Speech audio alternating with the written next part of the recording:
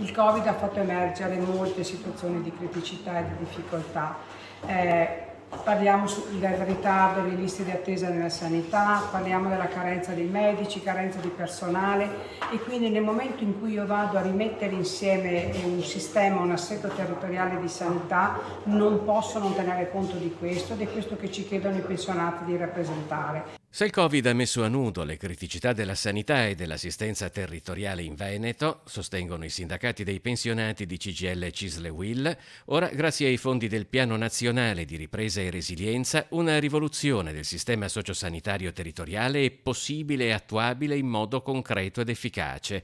In Veneto, infatti, ci sono circa 316 milioni di euro destinati a progetti per i servizi di prossimità, dall'assistenza domiciliare alle case di comunità, dai medici di medicina generale alla presa in carico degli anziani non autosufficienti. Noi vorremmo confrontarci con la Regione perché ci sia una distribuzione più equa della collocazione delle case di riposo, delle case di comunità e degli ospedali di comunità, che non è distribuita equamente nel territorio, non risponde ai bisogni delle persone anziane, non risponde ai bisogni dei cittadini, e noi chiediamo anche alla Regione che si impegni fortemente per rafforzare la sanità pubblica, perché vediamo con preoccupazione una strisciante privatizzazione dei servizi. Il PNRR, sottolineano ancora le segreterie regionali dei pensionati di CGIL e Cisle Will, offre la prima vera occasione per ridisegnare una volta per tutte l'assistenza territoriale, sanitaria e sociale, mettendo al centro la persona, ed è arrivato il momento di entrare nel dettaglio della realizzazione di questi progetti. Il PNRR prevede questa riforma come